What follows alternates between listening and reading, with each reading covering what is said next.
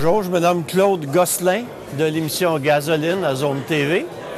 Aujourd'hui, nous nous rendons au garage Fitzbach de Saint-Hyacinthe pour un événement spécial, l'ouverture du garage, du nouveau garage Fitzbach et aussi une levée de fonds pour Leucan. Dans cette émission, nous allons rencontrer André Fitzbach, le propriétaire du garage. Nous rencontrerons Bertrand Godin qui nous a apporté un simulateur de Formule 1. Je vais même l'essayer, probablement. Et ensuite, nous allons rencontrer le président de Ferrari Québec, JR, ainsi qu'une représentante de Leucan. Alors, je vous souhaite une bonne émission.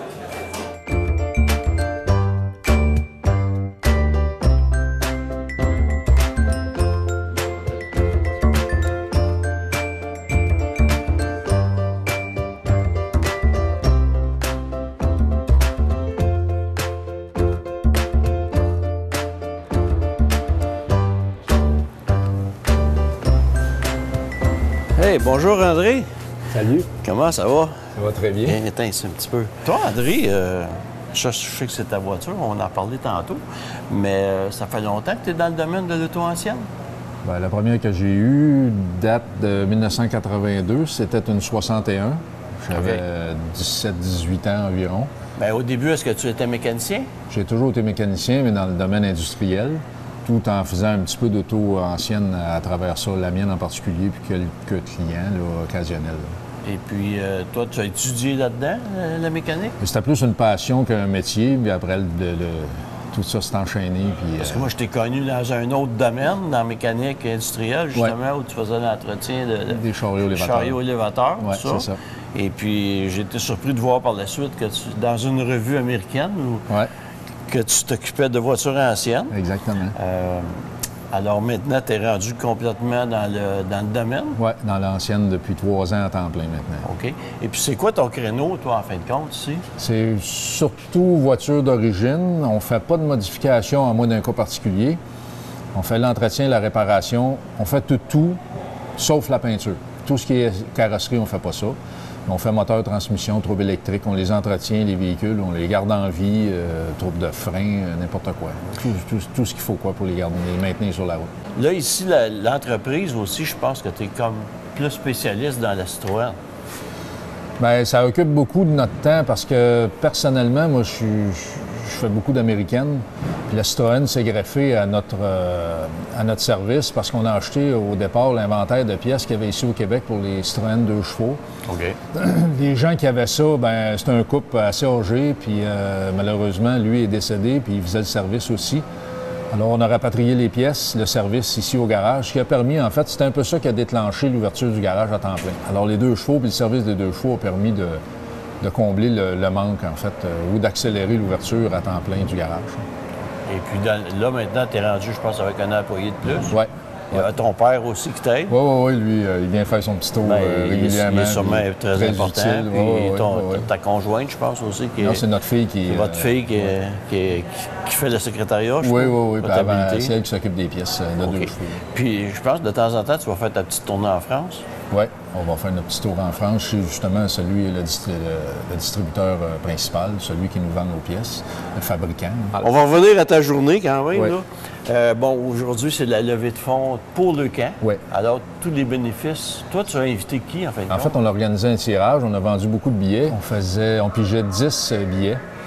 10 gagnants, en fait, qui vont recevoir une séance de simulateur avec Bertrand Godin. Okay. Puis une dizaine de minutes, puis après ça, c'est l'amusement de l'après-midi pour ça. OK. Puis par la suite, on a Bertrand Godin aujourd'hui. On a Bertrand Godin qui est ici, exactement. Oui. Et puis par la suite, il y a un petit 5 à 7 un peu pour signaler l'ouverture de nos nouveaux locaux, puisqu'on a déménagé durant l'été. D'où est venue l'initiative de la journée, puis pourquoi choisir Leucan? En fait, au mois de janvier, faut que vous sachiez qu'on fait des ateliers mécaniques l'hiver, décembre, janvier, février, mars. Puis au mois de janvier dernier, Bertrand est venu signer, autographier ses livres ici, à l'atelier mécanique de janvier. Puis après ça, c'est là qu'on a su que sa conjointe travaille pour Leucan. Et puis, tout en placotant, discutant, on pourrait peut-être faire quelque chose pour Leucan avec son simulateur. Oui, c'est une bonne idée. Bien là, c'est aujourd'hui. C'est aujourd'hui que ça se fait. Wow. C'est le même que ça se passe. Très bonne idée. Et vous avez aussi, bien, c'est une levée de fonds, alors il y avait le simulateur, mais qu'est-ce qu'il y a d'autre aussi? Je pense qu'il y a un encan silencieux. Il y a un encan silencieux avec des produits d'excellente qualité qui nous sont offerts par AutoArt, par exemple, une lithographie d'Alain Lévesque, d'Art Automobile, qui, par exemple, lui, il a vendu une toile à Jay Leno, fait que ça donne une idée un peu. On a aussi une très belle photographie de Christian Hébert. Il y a du matériel remis par Michel Barrette aussi. On a vraiment, puis Bertrand, bien entendu, on a vraiment des belles choses, des beaux objets.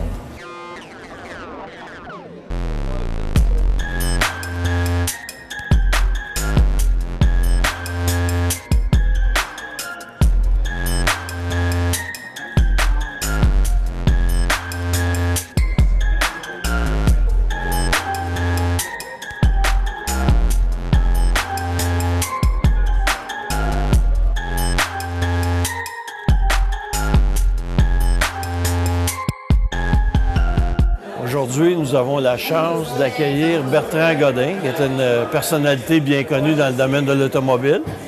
Il en a profité pour nous apporter un simulateur de Formule 1. C'est toujours dans la lignée de notre journée ici pour le camp. Alors, nous allons le rencontrer et puis lui demander son implication dans cette journée ainsi que ses projets présents et futurs. Puis en ce moment, il est en train de donner des instructions. Là, on va l'interviewer un petit peu. Bonjour Bertrand! Hey, salut! Bonjour. Ça me fait plaisir de te rencontrer. Ça me fait plaisir aussi. On s'était déjà rencontré un petit peu dans le passé. Ben oui! Je suis content de t'avoir. Ça, la journée de Leucan, qu'est-ce que c'est Leucan, premièrement? Bien, Leucan, c'est une organisation qui vient en aide aux familles d'enfants atteints de cancer, de maladies. Et écoutez, c'est tellement, bon, tout le monde connaît le défi tête rasée, mais le camp, c'est pas juste un défi tête rasée, c'est ramasser des fonds pour permettre justement aux familles d'avoir une qualité de vie. Va offrir, par exemple, de l'hébergement pour que les parents puissent assister au traitement de leurs enfants. J'ai la chance d'avoir ma femme qui travaille pour le camp et donc c'est toujours une cause qui nous tient à cœur. C'est bien que vous prenez la peine de faire des journées de ce genre pour faire connaître et puis la levée de fonds aussi pour aider. Mais dans le fond, ce qui est génial, c'est quand tout le monde s'y met. Je regarde le garage, André Fitzbach, Fitzbach Garage, qui a décidé justement de faire cette journée-là, qui est allé chercher des appuis, qui est allé chercher des commanditaires qui font en sorte là, que tout le monde met l'épaule à la roue, comme on dit, et puis de voir les gens qui viennent en grand nombre, justement, pour une bonne cause, vivre une passion en même temps, c'est génial. Moi, ce que j'aime, Bertrand, ici, c'est que souvent, à l'automne comme ça, ou l'hiver, les passionnés d'auto, on n'a rien, tu sais. On attend le salon de l'auto du mois de janvier, puis je reste sur ma faim. Moi, j'aime les vieilles voitures, puis j'aime ces événements-là, rencontrer les gens. Puis ici, André Fitzbach fait aussi des ateliers en hiver pour le Club Voitures Anciennes du Québec. Ah oui. Des ateliers de formation en mécanique. Les samedis matins, je suis venu quelques fois, ça. Très bien. Bien, c'est génial parce que souvent, les gens ont peur de commencer un projet de restauration. Et le fait d'avoir des ressources, premièrement, André est un gars qui a tellement d'expérience dans le domaine, c'est un gars minutieux, c'est un gars en plus qui est tellement en public, il aime les gens, ce gars-là. Et puis le fait de partager ses connaisses font en sorte que les gens se lancent avec plus d'assurance, de sécurité, en sachant qu'il y a comme un père de famille qui s'appelle André Fitzbach qui va les appuyer là, s'ils ont besoin d'aide. Oui, puis il est très, très connaissant, il aime les gens, puis je t'avoue, moi je suis venu à ces ateliers, je connais beaucoup la mécanique, j'en ai fait toute ma vie, et puis j'apprends encore des choses de lui, j'adore ça. Bertrand, avant qu'on passe au simulateur et qu'on voit ce qui se passe avec ça, j'aimerais ça que tu me parles de tes projets, de ce qui arrive là, dans ta vie professionnelle. La vie privée, ça ne me regarde pas. Ta vie professionnelle, ça m'intéresse beaucoup. Ah, ma vie professionnelle, c'est certain que depuis 9 ans, j'enseigne à l'École nationale de police à Nicolet. Pour moi, c'est une grande fierté Et ça donne un sens à ce que j'ai fait dans ma vie, de pouvoir partager mes connaissances, montrer la conduite, qui n'est pas juste de la technique, mais qui est aussi beaucoup de facteurs humains, de gestion de facteurs humains. Surtout quand on conduit un véhicule de police et qu'on doit se rendre sur les lieux d'une personne dont la vie est menacée. C'est quelque chose d'important.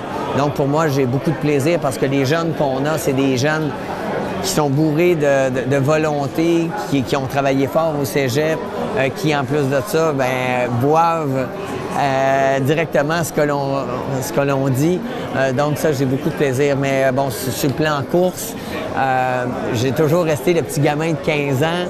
Et puis l'année passée, avec la chance que j'ai eue de revenir en compétition et de gagner à Trois-Rivières, mais le groupe à l'infini m'a pris sous son aile. Et puis, c'est organisé cette année pour que je puisse faire la saison complète de Formule 1600. Formule 1600, et puis ça implique quel circuit à ce moment-là, cette année? Est-ce que c'est seulement au Québec ou tu sors du Québec? Oui, bien, on est allé principalement là, sur les circuits de Mont-Tremblant, Montréal, Trois-Rivières. Mais il y avait plusieurs courses durant la même fin de semaine. Donc, c'est ça qui est intéressant pour limiter les coûts. Et pour moi, ça a été un grand plaisir de revenir en compétition, de me mesurer à des jeunes qui sont bourrés de talent. Qu'on parle d'Olivier Bédard, de Zachary Vanier, de Guillaume Archambault, Jacob Moreau aussi, qui a offert de belles performances. La Formule 1600, les moteurs, qu'est-ce que c'est qu'il y a dedans en ce moment? C'est des moteurs Honda et Ford de 1600 cm3. Il y a déjà eu les Formules 1600 qu'on avait les moteurs de Ford Fiesta, oui. Cortina, qui étaient à carburateur. C'est plus ça. Bien, c'est ça. Donc, ils ont mélangé. Ils ont évolué. Ils ont gardé le moteur Kent de l'époque. Oui, le moteur Kent. Le moteur Kent. J'avais une Fiesta, puis ça roulait, ça. Oui, ça va bien. Quand c'est bien ajusté, c'est ultra rapide. Mais on a intégré aussi le moteur Honda, qui est un moteur qui, lui, est plus... il est injection, qui est plus facile d'entretien, plus régulier, qui peut peut-être pas avoir une lacune en puissance, qui est pas mal l'équivalent, finalement. On a trouvé un équilibre au niveau motorisation qui fait en sorte que tout le monde peut être compétitif. Mais... c'est une voiture qui est tellement plaisante parce que, malgré le fait que c'est pas ultra puissant, c'est une voiture qui est légère, une voiture qui demande beaucoup d'ajustements et beaucoup de compréhension dynamique du pilotage parce qu'il n'y a pas d'appui aérodynamique. Donc, on utilise les transferts de masse pour réussir à bien se placer dans le virage. Du vrai pilotage. Ah, c'est du vrai pilotage, là. Tout le monde vous le diront que la Formule Ford, c'est peut-être la formule la plus difficile à performer parce que tout le monde a à peu près le même matériel et c'est vraiment... C'est l'école. Oui. C'est super intéressant ce qu'on discute. J'aimerais maintenant que tu nous parles de ton jouet. Ça a l'air de quelque chose d'assez complexe. Oui, bien, le simulateur, ça fait... C'est à toi, ça? Oui, ça fait une douzaine d'années. J'avais fait une démonstration pour D-Box, aux actionnaires de D-Box qui fabriquent des mouvements de suspension. Et on avait jasé ensemble, on disait, ça serait bien de mettre ça sur une coque. Et Bernard Lepage, qui avait des simulateurs statiques, on a décidé de mettre des activateurs sur le simulateur. Et ça donnait ça. Naturellement, j'ai été chercher des volants de qualité pour vraiment reproduire les bonnes sensations. Et aujourd'hui, avec la réalité virtuelle, c'est simple, t'es là. T'es vraiment dedans. Donc, ce qui est intéressant, c'est que dynamiquement, on ressent les mouvements de suspension. Quand on freine, on sent le transfert de masse. Donc, quand on rentre dans les virages, si on relâche les freins trop vite, trop tôt, le poids s'en va en arrière et là, on sent le sous-virage apparaître, ce qui sont vraiment les mêmes réactions que sur la vraie voiture. En plus, les circuits ont été conçus virtuellement par des rayons laser qui reproduisent tous les petits défauts de la route.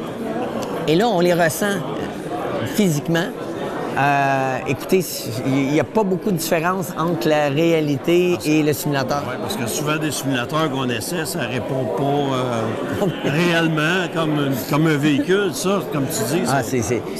C'est vraiment semblable. Et regardez, j'ai eu un paquet de pilotes qui sont venus durant les années, que ce soit Bruno Spengler, que ce soit Nathan Block, que ce soit Guillaume Archambault, qui l'année passée est allé faire le championnat du monde de Formule Ford à Brands Hatch. Et bon, il ne pouvait pas aller à Branzage pratiquer. Il est venu à la maison. Il m'a dit, Bertrand, il dit, c'était pareil.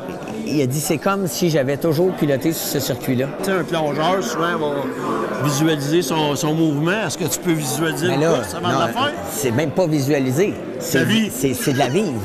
C'est de la vivre. Écoutez, j'embarque dans le simulateur. Après 1 heure, je suis trempe à la vette. Comme si j'étais vraiment dans la vraie voiture. Parce que physiquement, qu'est-ce qui arrive? C'est quand on prend un virage, on cesse de respirer. Donc, le cœur se met à pomper plus rapidement. Donc, on vient contre notre très chaud. Puis conduire, c'est un exercice visuel. C'est regarder les bonnes choses au bon moment. Et le simulateur te permet justement de peaufiner ton pilotage en trajectoire, mais aussi quand tu es en bagarre. Et même mieux que ça, quand on regarde, il y a une communauté internationale sur, par exemple, le logiciel que j'utilise, Project Car 2, qui fait en sorte que tu peux te mesurer à l'échelle mondiale. Et on a réussi à... J'ai travaillé 3 semaines de temps pour aller chercher le record à Monaco. Mais...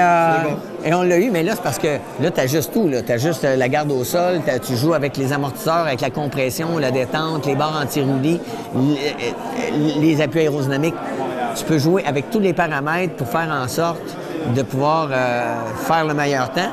Et quand tu réussis, ton ajustement peut être téléchargé par les adversaires internationaux qui, eux, tentent de battre ton temps. Bon, ben viens essayer ça. Donc, on met les 2 pieds en même temps. On se glisse comme dans la baignoire, en s'appuyant à ses côtés. Comme dans un vieux MG. Oui, c'est vrai de ça. Donc, monter les vitesses, c'est ici. Descendre, c'est là. OK, donc quand on va sortir des puits, on va se mettre en 3e rapport. On va être en sous-régime.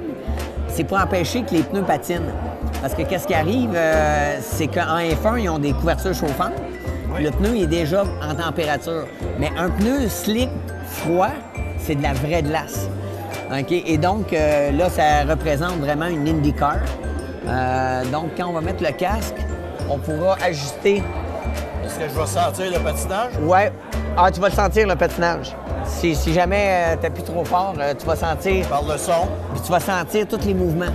Fait que si tu arrives, mettons, dans le virage et que tu sens du sous-virage, à ce moment-là, relâche le pied doucement, le poids va s'en aller en avant parce qu'il y a un transfert de masse qui va s'effectuer et là, la voiture va tourner. Donc, après 2 tours, les pneus vont être assez chauds et là, à ce moment-là, ben la voiture va être plus efficace. Là, les vitesses... Ouais, c'est ça. On change de vitesse. Oui, quand les lumières... Oui. La pédale de droite, c'est l'accélérateur. OK. Centre, c'est le frein. L'embrayage, on n'a pas besoin d'utiliser. D'accord. Fait qu'on va mettre les lunettes. T'as 3 pédales? Oui. Non? Oui, t'en as une à gauche complètement. OK. Bon. Le frein qui est très, très dur. Et la pédale d'accélérateur. Tu freines pas du pied gauche? Non, oui, tu freines du pied gauche. Pilote de course, ça freine du pied gauche. Ça conduit en monon. Tu t'allais en pointe? Ah, ça, c'était dans le temps. Oui, mais ça... Aujourd'hui, qu'est-ce qu'on fait? On met au point mort, on donne un coup de gaz, puis on enclenche le rapport inférieur. On va essayer juste de rester sur la piste, ça va déjà être pas pire. Fait qu'on va mettre les lunettes. Bon. OK. Oui. Donc, à ce moment-là, si tu veux ajuster le focus, ça va être comme ça. Là, on peut mettre les mains sur le volant. OK, là, tout ce que j'ai à toucher, c'est ça. OK, on va partir la séance. Et là, on se met en 3e rapport tout de suite. OK, puis là, on va s'en aller. Je vais t'assister pour s'en aller dans l'allée des puits. Sinon, tu vas t'en aller sur le circuit routier du circuit d'Indianapolis. OK, vas-y, tu peux accélérer doucement. Hop, on s'est fait rentrer dedans. Fait que avance doucement. Avance, pèse sur le gaz un peu. Vas-y, pèse sur le gaz en masse si tu es en sous-virage. On va s'en aller sur la piste. Va-t'en pas dans le gazon. Va-t'en pas dans le gazon, c'est ça. OK, good. Parfait. Donc, c'est ça. Reste, à ce moment-là, on peut s'en aller directement sur la piste même. À droite, l'ancienne gauche. Par là. Voilà. Comme ça. OK. Bingo. Là t'es sur la piste. Et là, tu peux accélérer. Good. Là, tu sens les transferts de masse. Ah, vas-y en 4e. Vas-y à fond. Puis là, en troisième. Parfait. Juste les transferts de masse va faire coller l'avant sans problème. C'est ça. C'est ça, regarde loin. Regarde bien loin. Regarde ton entrée large, va-t'en sur le bord du mur à droite. Regarde ton épex. Va chercher ton épex en regardant le plus loin possible à l'autre bout. Étire le regard. Oh, là, là, là, là. Ça y est. Oh, il y a un culé. Ah non, c'est fini. C'est fini. C'est fini. C'est bon. Bon, je l'enlève. C'est vraiment le fun. C'est vraiment bien. J'ai poussé à fond, mais j'ai eu ce que je méritais.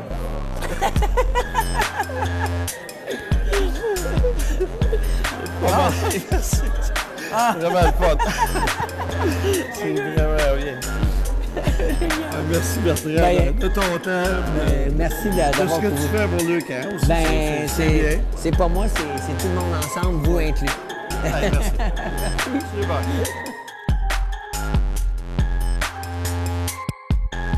Bon, et bien, dans le cadre de la journée d'ouverture du garage Fitzbach, on en a profité pour faire une levée de fonds pour le camp.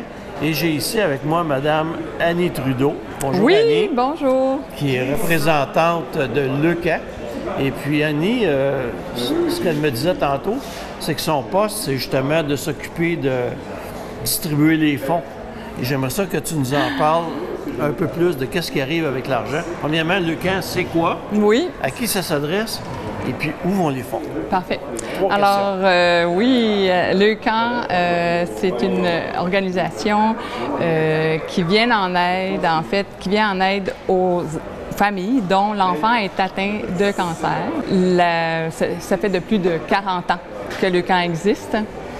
Nous avons plusieurs services. En fait, moi, je suis agente au service aux familles. Donc, dès que la famille reçoit le diagnostic pour leur enfant, il y a un jumelage avec une agente de leur région. Donc, avec eux, on voit les besoins. On offre un soutien de l'écoute. On voit avec eux si c'est des besoins financiers. On voit avec eux si c'est besoin de références. On offre des massages. On offre aussi des activités socio-récréatives, en fait, pour briser l'isolement de ces familles-là. Il y a quand même plus de 50 enfants qui reçoivent un diagnostic juste en Montérégie par année. Et donc, c'est entre 300 et 400 là, pour le Québec. OK, le camp, c'est seulement au Québec? Oui. Et puis, le camp, qu'est-ce que ça veut dire? Bien, c'est une bonne question. Est-ce que c'est leucémie cancer? Tout à fait.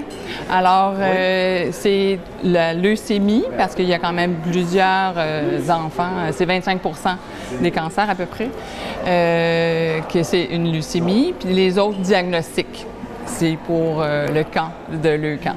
Est-ce que c'est un peu comme rêve d'enfant? C'est-tu un peu comme ça? Non, pas tout à fait. C'est que on accompagne la famille à toutes les étapes de la maladie. Alors, dès le diagnostic et peu importe l'issue de la maladie, on est là. Étant aussi longtemps que la famille sent le besoin. On est là pour... Ce que je comprends, donc, c'est soutien psychologique.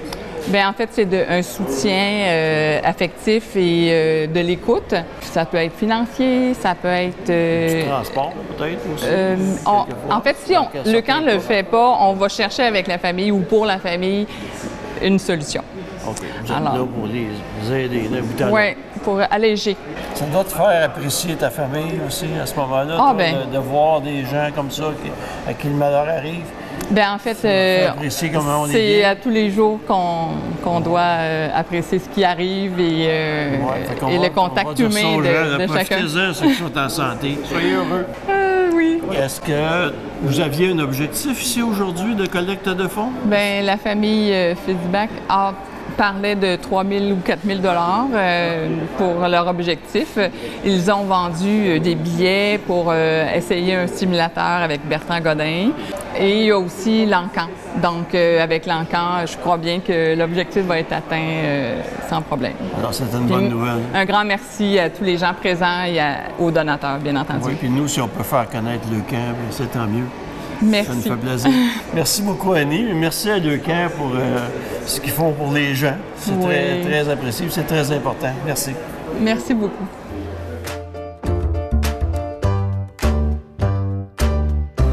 J'aimerais maintenant qu'on prenne la peine de regarder ta Pontiac, qui a été, moi, la voiture qui m'a fait te connaître. Fait que la Pontiac, si c'est une, à ce que je sache, moi, tu me corrigeras, c'est une 1953. C'est ça, c'est une 1953. Lorsque j'étais petit, moi, je suis né en 54, fait que c'était des voitures neuves. Et puis, je me souviens que mon père appelait ça des Pontiac à bretelles, à cause des bandes de chrome. Ouais. Et puis, cette voiture-là n'est pas la même qu'une voiture américaine, je crois. Non, parce que c'est un modèle canadien qui était fabriqué à Oshawa. On pourrait penser vite fait, si on arrête la discussion, elle est fabriquée au Canada, c'est une voiture canadienne, mais en réalité, 85 des pièces de cette auto-là ne pourraient pas être installées sur une voiture 53 Pontiac américaine. Par exemple, juste pour dire, les roues, on ne pourrait pas les interchanger. Le capot n'est pas interchangeable. Le volant, c'est pas le même. La colonne de direction non plus. Le châssis n'est pas le même. Il y a beaucoup de pièces de Chevrolet qui ont été utilisées, mais il y a beaucoup de pièces qui ont vraiment été créées pour la Pontiac canadienne. Et puis ça, ça a daté longtemps, pratiquement depuis le début de Pontiac. Une question de douane puis de frais de transport par rapport que les distributeurs ou les vendeurs ou les dealers des États-Unis n'avaient pas la même formule qu'ici. Là-bas, tu avais un dealer Pontiac, un dealer Chevrolet, un dealer Buick, tandis qu'ici, c'était Chevrolet Oldsmobile puis Pontiac Buick. Et puis les Pontiac américaines, au départ, commençaient à être déjà beaucoup trop chères et à rivaliser avec la Buick ou l'Oldsmobile, en réalité. Puis les dealers ici commençaient à rouspéter parce qu'ils ne pouvaient pas concurrencer avec Chevrolet. OK. Fait qu'ils ont construit des Pontiac canadiennes. Puis les Pontiac canadiennes, souvent, peut-être pas à ces années-là, mais par la suite, ils ont pris des noms canadiens. On avait la Pontiac Laurentienne. Ah, celle-là, en 53, on l'avait, la Laurentienne. La Laurentienne. Il y avait la Parisienne. Oui, ça, c'est arrivé plus tard. Qu'on n'avait pas aux États-Unis. Aux États-Unis, eux, c'était la Bonneville. Oui, exact. Il y avait d'autres noms que je ne me rappelle pas, mais ici, c'est ça, Laurentien. Pontiac, c'est un chef indien. Il y a une tête d'Indien sur le capot. Puis je sais que cette tête-là, elle vaut très cher. Parce qu'elle est très rare quand on peut la trouver en bonne condition, parce que l'Indien allume. Oui, c'est ça, l'Indien allume, oui, exactement. Ouais, c'est vraiment très, très joli le soir quand ça s'allume. Et ça, c'est un moteur 6 cylindres, qu'est-ce que tu veux dire? C'est un 6 cylindres à tête plate, qu'on appelle flathead, communément. Ça, le moteur, ça doit pas être tellement puissant. Oh, non, c'est pas très puissant. Ça fonctionne bien. C'est juste assez pour le gabarit du véhicule. Oui, bien, il faut dire qu'il n'y avait pas beaucoup d'autoroutes à cette époque-là non plus. Bien, c'est pas tant la vitesse de pointe. C'est vrai qu'il n'avait pas beaucoup, mais ce véhicule peut faire 120. Je roule sur l'autoroute facilement 110 régulièrement avec ça. Oui, puis ça a beaucoup de puissance à bas régime. Oui, à bas régime, oui, c'est ça. Parce que c'est une voiture automatique? Automatique, celle-là. Automatique, c'était plus rare, ça? Oui, c'est plus rare. Et puis elle est sur le 6 volts? Un 6 volts d'origine. Elle est toute d'origine, exactement. Ouais. Pourquoi ils mettaient ça sur le 6 volts? L'automobile a commencé avec ça. OK. Et puis vers 55, presque tous les fabricants ont transféré sur le 12. Puis j'avais une coccinelle 65 qui était sur le 6 volts. Ouais, eux autres, puis les lumières n'éclairaient pas fort. Ouais. C'était très pâle. Ouais. Donc c'est très bien. Est-ce que c'est des moteurs qui chauffent, ça? Modérément, leur refroidissement est moins bon c'est moins bon. qu'un moteur avec une tête normale, là, une tête avec les valves dans la tête. Donc on fait le tour de l'auto un petit peu. Là, je sais que la carrosserie a été enlevée du châssis. Puis lorsque tu as remonté la voiture, ça a dû prendre quelques années? 9 ans. 9 ans? Ça a pris 9 ans, oui. T'es une femme compréhensive? Oui, aussi, oui. Je suis bien chanceux à ce niveau-là. Oui. Bien chanceux. Moi, je me souviens que quand j'étais en appartement, j'avais des roues, puis je voulais les peinturer, des roues de Auto 46. Je voulais cuire la peinture, fait que j'avais fait ça à canette, à l'émail, puis après ça, j'avais mis ça au four à 250 pendant une demi-heure. Ça sentait très mauvais dans la maison, mais J'étais célibataire, fait que c'était vivable, mais j'aurais peut-être pas pu faire ça avec une coach. Ouais. Ouais, Mais ça avait fait une belle job. Au moins, t'attends qu'elle parte en vacances. Ça avait fait une belle job, mais je pense que la prochaine fois, je vais mettre un faux dans le garage. Ça va être plus Ouais, simple. c'est plus prudent comme ça. Bon, on va continuer juste à regarder un peu la voiture, peut-être l'intérieur. Ça, c'est superbe. On y va pour l'intérieur. Et mon Dieu, tout est neuf. Les caoutchoucs sont neufs. On voit la qualité là, de travail ici autour. Ouais. Les panneaux de porte. Cette voiture-là, je vois en dessous que tu as installé une servo-direction. Oui, servo-direction électrique, évidemment, qui n'était pas là à l'époque. Là. Ça, c'est un produit que tu as juste ici. Il n'y a pas personne d'autre qui a ça. Non, c'est ça. C'est tout neuf. C'est pas un produit qui est relié au side-by-side ou au 4 roues pour aller dans le bois. C'est vraiment conçu pour l'automobile. OK. Puis ça, c'est un moteur qui aide à tourner le volant. Ça récupère entre 30 et 80 de l'effort. Puis c'est ajustable. Selon on peut le mettre plus tendre. Plus tendre ou plus dur, selon l'envie. Là. Parce que les premières servo-direction, quand on a sorti ça, c'était autour de 1953. 153 chez Pontiac, 153. Oui, mais mon père avait un Buick 52. Oui, Buick, il l'a eu avant, c'est vrai. Puis il avait pris cher que ça, parce que c'était trop... tu sentais pas ce qui se passait. Ouais, c'était trop doux. En hiver, c'était dangereux. Puis avec les puissances puis les freins de l'époque. Oui, exactement. C'est ça. Alors, l'intérieur, on voit le style jukebox. Hein, c'est vraiment comme... comment ils appelaient ça? Des Wurlitzer. Wurlitzer, oui. Hein, mais c'est tellement beau. Puis ça, est-ce qu'il y a un haut-parleur là, dans le... Derrière l'horloge, c'est le haut-parleur de la radio qui est là. Ouais. Là-bas à droite? Oui. C'est un radio AM à lampe. Oui, à lampe, oui. C'est un beau son. Très beau son. C'est long à allumer. Ça prend... Bien, c'est long. C'est pas si long. Tu attends que les lampes se réchauffent. C'est moins de 2 minutes. Oui. Ouais. Puis là, évidemment, en réchauffant, le son s'améliore, mais il se réveille à peu près en dedans. Puis ça, je me souviens, il ne fallait pas écouter la radio parce que ça mettait la batterie à terre. C'est vrai. Ça tirait du jus. Fait que quand tu faisais du parking, la radio allumée, t'arrivais à partir. Non, c'est ça. Puis ça, les sièges peuvent basculer. Oui. Ça, à cette époque-là, la sécurité de l'automobile n'était pas comme maintenant. Les gens croyaient que plus la voiture était solide, plus on était protégé en cas d'accident. Ouais. C'est le passager ou le chauffeur qui revolait, c'était pas grave. Alors, la colonne de direction était droite et rigide. Alors, quand il y avait un impact, souvent, on se faisait défoncer la poitrine. Les boutons, les genoux se cognaient sur les boutons ou sur la clé. C'est ça.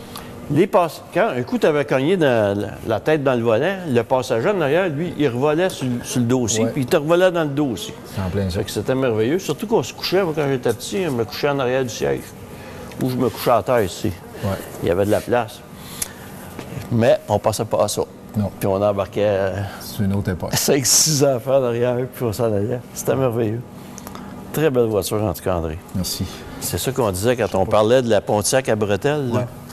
Et puis ce que j'aime ici, tu as réussi à trouver... C'était là. C'était là, ça? C'était là. Elle vient de Acme Automobile, qui était le concessionnaire sur la rue Dessal à Saint-Hyacinthe. Oui. C'est fantastique. C'est beau. André, ici, nous avons un projet que tu es en train de faire. Je ne sais pas ce que tu as reçu comme mandat là-dessus ou si c'est quelque chose qui t'appartient puis que tu répares. C'est un client. Lui, on a reçu le châssis. On parle de recevoir. On a reçu le châssis. Et puis, on avait le moteur et la transmission à faire. Ça se trouve être un châssis de Méhari, de Citroën Méhari. OK. C'est pas une 2 chevaux comme ça. C'est pas une 2 chevaux, mais c'est presque identique. Les pièces mécaniques sont pratiquement toutes identiques. Le châssis est un petit peu plus court, mais bon, sensiblement pareil.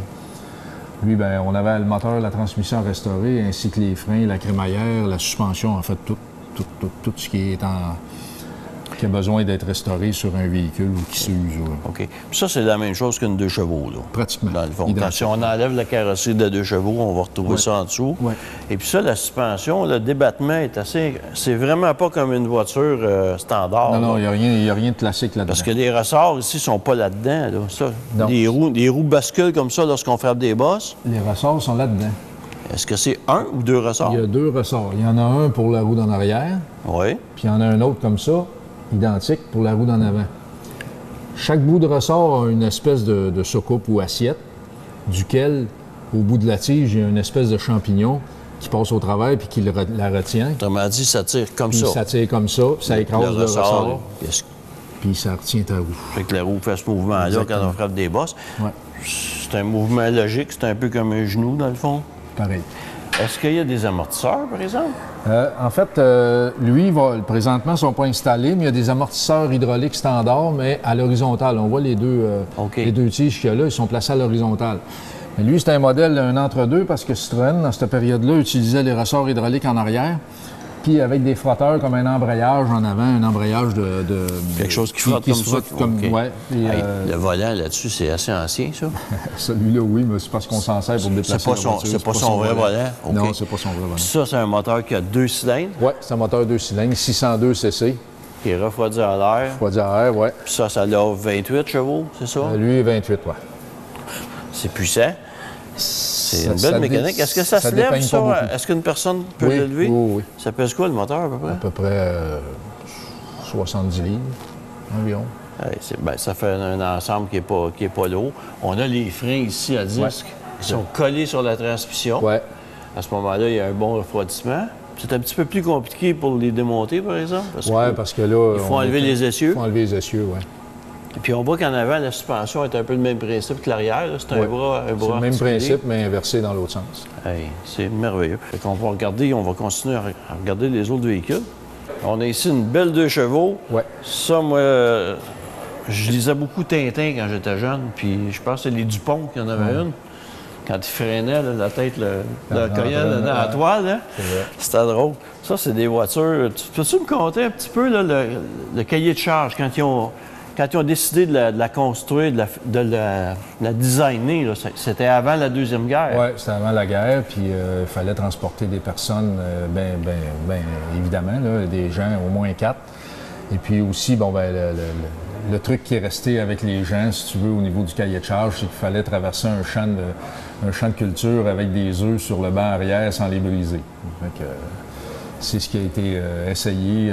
On le voit bien sur YouTube à certains endroits. Puis je pense qu'il fallait qu'elle roule 100 km/h, ça se peut-tu? Non. Ça c'était la Volkswagen, je me mélange. Ouais, c'est ça. Non, elle roule pas 100 km/h. Puis ça, ici, tu as l'air climatisé là. C'est la petite porte qui ouvre ici. Et puis c'est vraiment une voiture minimaliste. Puis c'est pour ça que c'est tellement comique puis tellement recherché, parce que c'est pas vraiment joli. On peut pas dire que c'est beau. Mais le fait que c'est étrange, fait qu'on l'aime, tu sais. C'est ça. Ça fonctionne bien. C'est une machine qui fonctionne bien. Oui. C'est fiable. Puis on peut aller loin avec ça, avec un confort, je dirais, quand même assez étonnant. Bien, je t'en ai emprunté une journée pour aller faire un pique-nique, puis j'ai pris le traversier à Sorel, puis on était 4, puis on roulait 105 km/h, puis tout le monde nous envoyait la main, nous souriait. Tu peux pas faire autrement qu'être heureux là-dedans. C'est sûr. Hein? Et puis les vitres se lèvent quand on veut un peu de ventilation. On peut ouvrir les vitres comme ça, ou les accrocher en l'air. Ouais. Ensuite, il y a aussi le toit qui se roule comme une boîte de sardines. Oui, en plein ça. On ne l'ouvrira pas. Ça, est-ce que c'est vrai que si on ouvre la porte et on la lève, elle va s'enlever? C'est-tu vissé? Ou... pas ces modèles à porte à ouverture standard classique comme celle d'en avant. Les anciennes à porte suicide, les premières étaient à porte suicide, ils se coulissaient, la peinture était ici, ils se coulissaient par ici. Tu ouvrais la porte puis tu l'élevais, puis tu t'en allais avec. La porte dans l'arrière, on peut le faire. Il faut enlever la butée en bas en caoutchouc. Puis les sièges aussi, je pense, les gens, les Français, à l'époque, ils les enlevaient, ils allaient faire un pique-nique, puis ils enlevaient le siège, puis ils le mettaient à terre. Oui, les premières, parce qu'ils étaient juste accrochés dans le plancher. Ceux-là, c'est un petit peu plus difficile. C'est plus compliqué. Ouais. Parce que c'est une voiture qui est tellement simple, tellement amusante. Oh, André, la Buick ici, c'est donc beau, ça. Oui, ça, c'était une belle machine. Est-ce que c'est un de tes clients qui a ça ou c'est à toi? Non, c'est un des clients. On a des réparations moteurs à faire dessus, puis quelques problèmes électriques à corriger. Mais c'est vraiment une belle machine. Ça, c'est une voiture qui a déjà été restaurée. Oui, ça n'a pas été gardé dans son jus comme ça. Ça me surprendrait. Elle est très belle. Elle a été très bien restaurée. Il y a quelques petites choses à faire, là, mais sinon, c'est vraiment un beau morceau. Ça a une grande valeur, une voiture comme ça? Oh, sûrement. Je n'ai pas vérifié, mais oui. Surtout que c'est un modèle avec les roues de secours dans les ailes, puis avec une version semi-allongée par rapport à la régulière. Puis ça, il y a un moteur là-dessus, un 8 cylindres. Mais un 8 cylindres en ligne, on voit la longueur du moteur. Encore là, c'est un moteur, ça, il n'y a pas de transmission automatique. Non, 3 vitesses au plancher. OK, ce qui fait que ces moteurs-là avaient beaucoup de couples pour éviter de changer de vitesse. Oui, puis aussi, il faut quand même trimballer ce poids-là. Là. Oui. Parce que c'est quand même un petit peu plus lourd qu'une Kia d'aujourd'hui. C'est très beau, très design, en tout cas, la ligne, la fluidité. Ça va On peut regarder aussi les roues. J'ai remarqué que les roues avaient Ça a été peinturé à la main, ça, les Ouais. petites lignes blanches ici pour découper la roue. Il y a tellement de détails sur cette voiture. Juste les feux de position ici, ça ne doit pas être des clignotants, ça. Oui. Maintenant, oui. Ouais. Mais dans l'époque, Ça se pouvait qu'il n'y ait pas de clignotant, oui. à l'époque, il n'y en avait pas, ça doit être des feux de position. Exactement, oui. Puis, qu'elle est belle. Les portes arrière sont des portes suicides. Ouais. Quand on dit porte suicide, c'est parce qu'elles ouvrent de l'avant vers l'arrière. Puis, si on tourne une courbe, puis la porte ouvre, on vient de se suicider. C'est pour ça qu'on appelle ça comme ça. Puis le tissu, c'est incroyable. Ça semble tellement confortable. C'est un sofa. Il y a beaucoup de place pour les pieds. C'est une limousine. Hein? Ouais. Il manque juste le petit pot pour mettre des fleurs. Puis ça, ici, là, je remarque que dans le temps, là, c'était beaucoup à la mode sur les voitures. C'était de l'imitation de bois. C'était du métal. Puis il y avait des gars qui étaient spécialisés pour peindre ça à la main, pour que ça imite le bois. Ouais. Il y en a qui faisaient ça avec un peigne. Il y en a qui faisaient ça avec des pinceaux, une guenille. Il y a plusieurs techniques. C'est très beau. De refaire ça maintenant, c'est difficile. C'est pas tout le monde qui fait ça.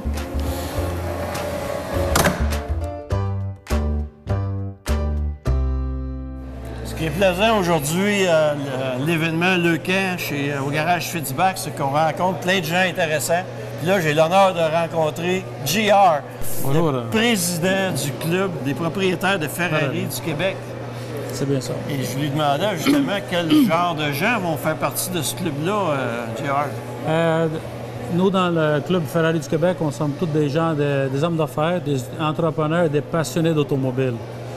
Vous êtes combien de membres dans le club? On sommes en tout de 70 membres dans le Club FCA du Québec. OK. Les plus vieilles voitures, ce serait quoi? Il y en a des pires, on a des années 80, on a des années 70 aussi. Mais dans notre club à nous, il y a plusieurs, des 308 en montant. OK. Est-ce que ces gens-là ont tendance à quand même prendre leur voiture, les vieilles voitures? Oui, ils prennent, quand on fait des activités en sortant avec les rides, on appelle ça, là, il y a plusieurs membres dans le club, il y en a 2 ou 3. Alors, chaque été, chaque semaine, on sort avec des voitures différentes. Ça va l'occasion. Il y a des gens qui ont plusieurs Ferrari. Oui, il y a plusieurs voitures. Ça prend un grand garage. Un grand garage, un grand entrepôt, oui. Ah, c'est merveilleux. Et puis, ces gens-là doivent toujours avoir le sourire. Oui, ils sont tout le temps souriants. C'est un hobby pour eux autres en arrière du bureau. Tu sais? Oui. Alors, Puis la Ferrari, qu'est-ce qui t'a amené à ça? C'est un rêve de jeunesse? oui, j'ai tout le temps eu le rêve de jeunesse. Comme j'ai commencé déjà à un jeune âge, je travaillais dans une station-service dans le bon vieux temps. Là. Puis j'ai tout le temps aimé les voitures. Alors aujourd'hui, je suis propriétaire de voitures de haut de gamme aussi. Alors je suis bien passionné de la Ferrari. Mais toi, par ton accent, est-ce que tu es un Italien? Oui, je suis italien, oui. Ça doit aider? Oui, ça aide pas mal. Là. Ça doit aider? Oui, je parle les 3 langues, puis je suis fier d'être président du Club Ferrari. Et puis la première Ferrari que tu as eue, c'est quoi? Un 308 GTSI, 1985. Ça, la 308, c'est un moteur V8? Un V8, oui. Central. Puis c'est la voiture que Gilles Villeneuve conduisait. OK. Sa voiture de tous les jours? La voiture de tous les jours, offerte par Enzo Ferrari. Oh là là, le chanceux.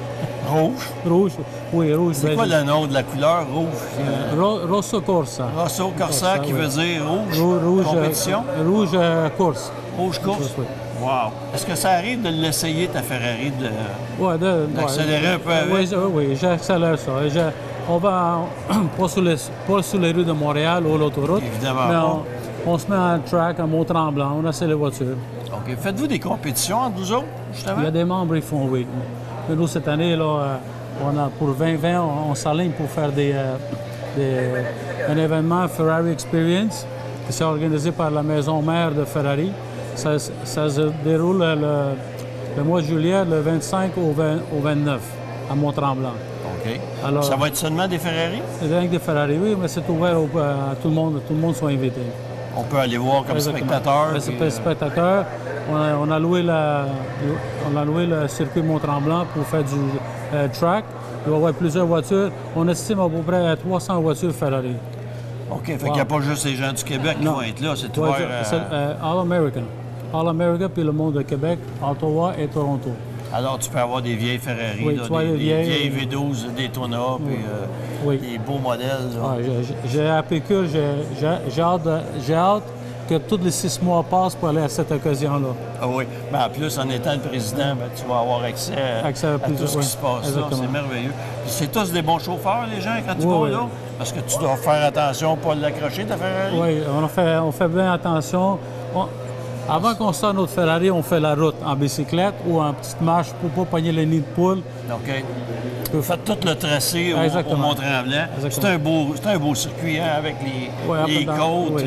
Quand on monte à Mont-Tremblant, nous autres, en club, on prend tout le temps la 117 pour faire le tracé en campagne, juste pour faire les routes cylindreuses. Ça doit être assez impressionnant de voir arriver là, une dizaine de Ferrari qui suivent. Je disais à peu près une 45. 45, oui, avec les gens se tassent. Exactement. Mais on a aussi la Sûreté du Québec qui nous accompagne, la police SPCM aussi, juste pour nous faire sortir. Parce que 40 Ferrari sur place, dans la même rue, c'est beaucoup de... Vous devez faire il y a toujours un événement à Montréal, c'est sur Saint-Laurent. Là. Il y a comme une semaine italienne. Là. Oui, une semaine italienne, oui. Et puis c'est stationné sur la rue. Là. Je suis allé une couple de fois, puis c'est tellement beau. L'année passée, on était avec l'événement pour Fiat Breakout. On a des Fiat Alfa Romeo, toutes les voitures italiennes, et plus la présence de Club Ferrari sur place. Aujourd'hui, tu es ici en tant que président de Ferrari ou tu es ici comme amateur de vieilles voitures? Non, je suis ici comme amateur de vieilles voitures. Puis Bertrand Godin, avec son épouse Pouloucan, c'est des bons amis, alors j'aime bien ça de venir les encourager quand ils ont des événements spéciaux. Puis je suis bien impressionné les voitures qui sont présentement ici dans cet bel établissement. C'est beau, hein? C'est bien. Ce que j'aime dans le monde de l'automobile, c'est qu'il y a des gens comme toi qui prennent le temps de nous parler. Oui.